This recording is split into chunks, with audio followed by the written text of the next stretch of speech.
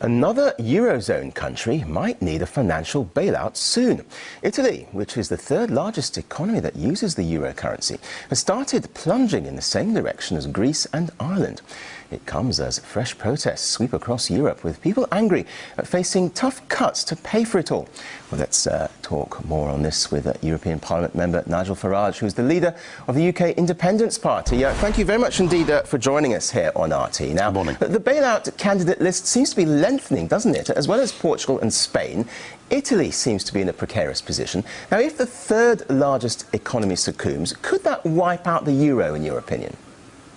Well, of course it could, yes. I mean, Spain's a big economy, Italy's even bigger. I mean, what we have here is we have the bond markets sending us warning signals. I mean, think of them as the canary in the mine shaft, if you like. I'm not saying that the bailout crisis will extend to those big countries, but it just could. And certainly, if Spain went down, remember that the debt they've got is about 7 times the size of Ireland, so we'd be talking there about 350 billion euros, and Italy bigger still. And so you get to a point where there is no more bailout money, and where the euro in its current form would cease to exist. I don't know whether that will happen in the next few weeks, but it remains a real possibility, yes. And of course, there are also fears about Portugal. It's thought that Portugal's under pressure to ask for assistance, and an Irish minister says that Dublin was forced to take the bailout. So is there a clash here between political pride and the cold economics of the European Central Bank? Well, I don't know. I mean, the cold economics of the European Union's response to the banking crisis since 2008 has been that every single bank and every single loan and guarantee must be backed up by governments. Now, if you look at countries like Iceland, where they decided to let some of their commercial banks go bust, you see countries that are now beginning to recover. So that was the decision that was taken back in 2008. So in the case of Ireland, the government had to stand behind banks that had made some very unwise loans, and banks that had been operating within the Eurozone, which of course Ireland was never suited to. So the point is this: whatever we do, let's say that the contagion doesn't go any further than Portugal. Let's say the bailout funds aren't exhausted. That isn't the end of the problem, because what you've now got are countries like Greece, Ireland and potentially Portugal, who are trapped inside an economic prison that is called the euro, for which they are not suited. And believe you me, the bailout that Ireland saw last week is not the end of the matter. I suspect that things in Ireland economically will be very much worse in 2 years' time than they are now. OK, but in fairness, the European Commission President said on Sunday that the Eurozone isn't to blame for Greece and Ireland's problems, and that things could have been much worse without the euro. Isn't there some truth in that?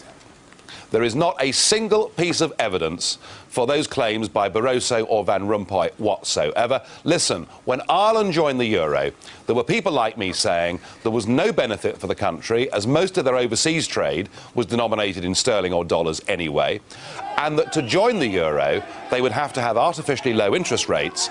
And for the first 7 or 8 years of their membership of the euro, Irish rates were 3 to 4% lower than they would have been had the Irish kept the punt. And what that meant was that the property boom became the most massive speculative bubble, and that's why the bust is as bad as it is. And now Ireland finds herself in a euro where Eurozone interest rates are going to head up over the next couple of years at the very moment that they're trapped inside a deflationary downward spiral. All right, well, has been a catastrophe. Let me just interrupt you there, if I may. I mean, if you look at the case of Britain, then, as an EU member, signed up to take the benefits of European harmony, isn't it right that they chip in when times are hard? You can't have your cake and eat it, can you? Well, let's examine what these benefits are, shall we? I've been here for 11 years as an MEP, and I'm still struggling to find them. Because if what we're talking about is free trade, is the ability of companies to buy and sell goods from our next-door neighbouring countries, look, the Swiss do that without being EU members. The Norwegians do that without being EU members. So if what the United Kingdom wants is free trade, she can have that without being part of a club that makes 3,000 new rules for us every year and costs us a membership fee of nearly £50 million a day. And the £7 billion that the British government has said it will guarantee for the Irish, frankly, is money poured down the drain. What we should be doing is saying to our friends in Ireland, we will help you come out of the euro and get back to having your own currency. Otherwise, frankly, we're wasting this money. In a wider sense, though, the global recession would have affected all nations anyway, surely. Isn't it better that Europe acts as a group instead of trying to struggle individually? Look, of course there's been a global recession. Of course everybody's been affected. But the point about this is that we're going for economic and monetary union across the European Union with countries that have such different and divergent currencies. I mean, we learnt ourselves with the exchange rate mechanism 20 years ago that we weren't suited to it. Sadly, for the Greeks, the Irish, and probably soon the Portuguese, they're having to learn the hard way. And what you need in a recession and what you need in a global economy, which we're now living in, is you need flexibility and adaptability. And when you join the euro, you give away control over interest rates. And now that they've been bailed out, they've given away the ability to decide their own budgets. Greece and Ireland have now become protectorates of the European Union. They've lost their democracy, they've lost their self-government, and I'm deeply fearful. I mean, I do feel that extreme political groups, even violent political groups, will now be on the rise, because if people feel they can't alter their own destiny by voting, what are they left with? Let's turn to Germany then. And German taxpayers seem to be bearing quite a lot of the burden for all these bailouts. How long do you think it will be before the Germans become angry enough to stop paying out for other countries' failures? You mentioned anger there. Yeah, well, I'm married to a German, and she'll tell you that they've paid a very big bill since 1990 to reintegrate Eastern Germany back into Western Germany. They're now being asked to pay a bill many times the size of that to bail out countries like Greece and Ireland and Portugal and who knows who else. There is no question that had the German people been asked, did they want to give up the Deutschmark and take the euro, there would have been an overwhelming no.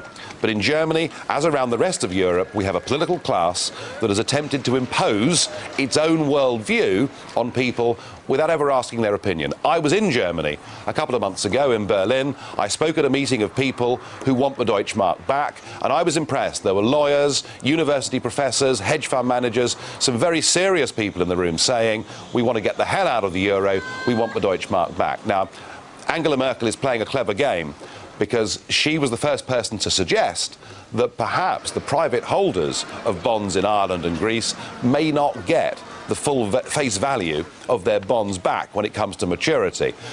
That sends a message that maybe it won't just be German taxpayers that have to bail things out, and that's why she did it. I mean, frankly, if Germany said, we've had enough of this, that would be the end of the euro. I don't think we've reached that moment politically yet. I think it's more likely that Greece and Ireland will be ejected, but don't expect the Germans to bankroll the EU forever. They simply won't do it. You say ejected there. Do you think any country would voluntarily leave the euro and to have their currency devalued? Well, they should do, but of course they won't, because what you have in Ireland and what you have in Greece are the same kind of political class that we have across the rest of Europe, and they've been set on this path of creating a European state for several decades now. They can't admit to themselves or their publics that they've got it horribly wrong. They can't admit that what we should be doing in Europe is having a trade organisation where we cooperate together but don't attempt political union. So no, they're not going to do it. And what we're going to see the rise of new political parties. We're going to see some massive changes in European politics over the next couple of years. I hope and pray that it won't be extreme nationalist groups that benefit from this, but I fear that it may be. I mean, despite all the troubles, for example, Estonia is looking to join the euro by 2011, I should say. Why would the zone accept new members amid all this struggle? Oh, because this is an empire. Mr. Barroso once said, I think 2 years ago, he said that the European Union was the first ever non-military empire. And what empires try to do is expand. So they'll have Estonia into the euro, and they'll try and make Croatia join the European Union next year or the year after. They think that all the while they're expanding, people will say, well, it must be going well, and it'll take their attention away from what's going on within. Sadly, it's too late. And all the opinion polls show that in Germany, in Greece, in Britain, in Ireland, and right across the European Union, increasingly the publics of Europe are holding the political class that have done this to them in increasing contempt. OK, we'll have to leave it there. Nigel Farage, thank you very much indeed for your forthright views here live on RT.